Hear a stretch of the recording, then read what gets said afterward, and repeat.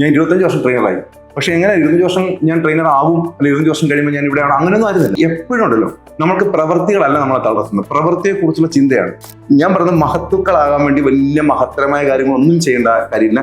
Do the small things right. ചെറിയ കാര്യങ്ങൾ ശരിയായിട്ട് ചെയ്താൽ മതി. സർ, ഈ എന്ത് കാര്യവും ലോങ് ടേമിൽ ഫൈനൽ സ്റ്റേജിൽ എത്തിക്കാൻ നമുക്ക് വേണ്ടത് കൺസിസ്റ്റൻസിയാണ്. പക്ഷേ മെജോറിറ്റി ആളുകൾക്ക്, എല്ലാവർക്കും ഞാൻ പറയുന്നില്ല, ബട്ട് മെജോറിറ്റി ആളുകൾക്ക് തുടങ്ങുമ്പോൾ ഉള്ള എന്തൂസിയാസം അത് ഇന്ത്യക്കാനില്ല. അതായത് കൺസിസ്റ്റൻസി ഇല്ലെന്നർത്ഥം. അപ്പൊ ഒരാളിലേക്ക് കൺസിസ്റ്റൻസി കൊണ്ടുവരാൻ എന്താണ് ചെയ്യുന്നത്? നല്ല ചോദ്യമാണ്. ഈ ലോങ് ടൈം എന്ന് പറഞ്ഞ ഒരു വാക്ക് ഉപയോഗിച്ചു, ലോങ് ടൈം. ആളുടെ മനസ്സിൽ ലോങ് ടൈം എന്ന് പറയുമ്പോൾ ലോങ് മീൻസ് ഒരുപാട് ദൂരമുള്ള ഒരു ഫീൽ ചെയ്യും. ഉദാഹരണത്തിന്, ഞാൻ കായംകുളത്തുള്ള ആളാണ്. ഈ കുറേ കാലമായിട്ട് തിരുപ്പതി പോകണമെന്ന് വലിയ മോഹം.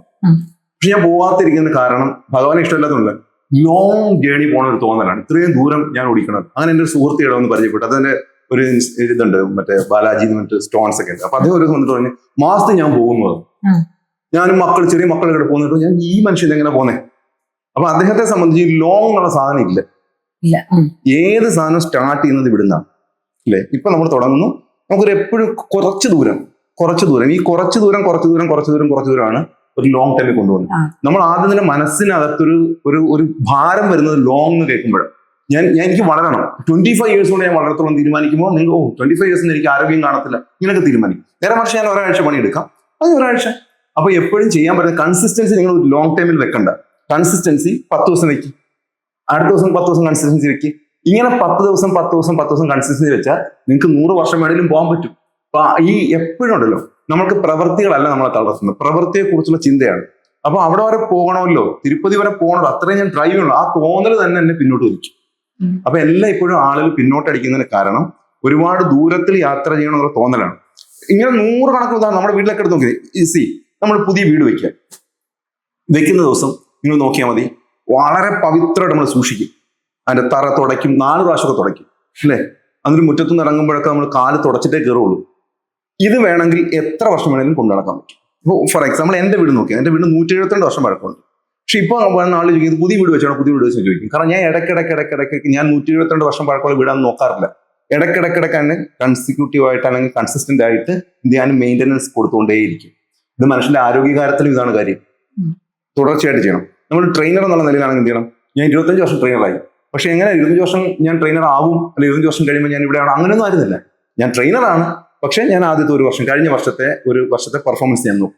അടുത്തൊരു വർഷം എൻ്റെ പെർഫോമൻസ് എങ്ങനെ ഇരിക്കണം. കഴിഞ്ഞ വർഷം ഞാൻ 4000 പേർക്ക് എടുത്തെങ്കിൽ അടുത്ത വർഷം ഞാൻ 5000 പേർക്ക് എടുക്കാം. അടുത്ത വർഷം ഞാൻ 30,000 പേർക്ക് എടുക്കുന്നതായിരിക്കും എനിക്ക് പേടി വരും ചിലപ്പോൾ. അപ്പൊ അങ്ങനെയല്ല. അങ്ങനെ കൺസിസ്റ്റന്റ് ആയിട്ട് നമ്മൾ കാര്യങ്ങൾ ചെയ്തു തുടങ്ങുമ്പോൾ നമ്മുടെ ഏത് മേഖലയാണെങ്കിലും ശരി. ഞാൻ നേരത്തെ സൂചിപ്പിച്ച സുഹൃത്തുണ്ടല്ലോ ബാലാജി എന്ന് പറഞ്ഞു, ആള് തുടങ്ങിയത് ചെറിയ ഒരു ഇൻസ്റ്റിറ്റ്യൂഷൻ തുടങ്ങിയാണ്. അതായത് ഈ എന്താണ്, പാറ തറയിൽ നിരത്തുന്ന, കണ്ടില്ലേ അങ്ങനത്തെ, എന്താ പറയുക, എന്താണ് പേവ് ചെയ്യുന്നത്. അത് ചെറുതായിട്ട് തുടങ്ങണം. ഇപ്പൊ 150ഓളം ആളിനെ വെച്ച് അദ്ദേഹം പണിയെടുപ്പിക്കുന്ന അവസ്ഥയിലേക്ക് എത്തി. അപ്പൊ നമുക്കൊരു റോൾ മോഡലാണ് അദ്ദേഹം. ഇതിങ്ങനെ പറ്റും, ഇത്രയും നീളത്തിൽ കൊണ്ടുപോകാൻ സാധിക്കും. അപ്പൊ വേറെ ആൾക്ക് ഇൻസ്പിറേഷനാണ്. അല്ലെങ്കിൽ അദ്ദേഹം തുടക്കം തന്നെ 250 വെച്ച് ഞാൻ ഇത്ര ചെയ്യുന്ന പറഞ്ഞാൽ ചിലപ്പോൾ വീഴാനുള്ള സാധ്യത വളരെ കൂടുതലാണ്. അപ്പൊ കൺസിസ്റ്റൻസി എപ്പോഴും നമ്മുടെ ജീവിതത്തിൽ വളരെ ആവശ്യമാണ്. അത് ആരോഗ്യ കാര്യത്തിലായിക്കോട്ടെ, അറിവ് നേടുന്ന കാര്യത്തിലായിക്കോട്ടെ, സമ്പത്തിന്റെ കാര്യത്തിലായിക്കോട്ടെ, ബിസിനസ് കാര്യത്തിലായിക്കോട്ടെ, പ്രാർത്ഥനാ കാര്യത്തിലായിക്കോട്ടെ, നിങ്ങളുടെ വീട് മെയിൻറ്റെയിൻ ചെയ്യുന്ന കാര്യത്തിലായിക്കോട്ടെ, നിങ്ങൾ ഡ്രസ് മെയിൻറ്റെയിൻ ചെയ്യുന്ന കാര്യത്തിൽ എല്ലായിടത്തും വേണം. നമ്മുടെ കൺസിസ്റ്റൻസി എന്ന് പറയുന്നത് എൻ്റെ എടുക്കാൻ പൊങ്ങാത്ത ഒരു വലിയ സംഭവമാണെന്ന് തോന്നുന്നത് കൊണ്ടാണ്.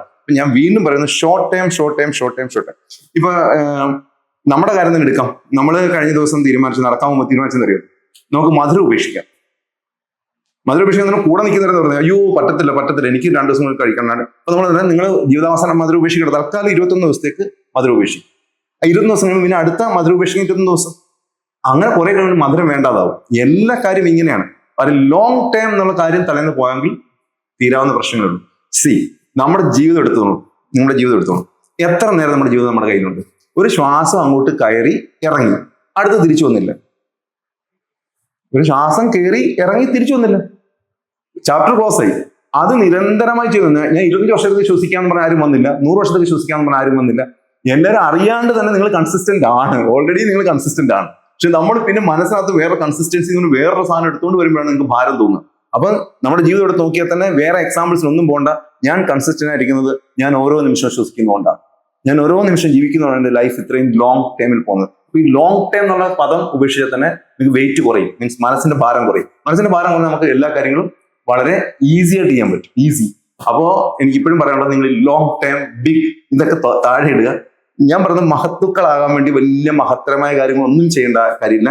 Do the small things right. ചെറിയ കാര്യങ്ങൾ ശരിയായിട്ട് ചെയ്താൽ മതി. എത്ര ലോങ് ടൈമിൽ നിങ്ങൾക്ക് കൺസിസ്റ്റൻസി കൊണ്ടുപോകാൻ പറ്റും.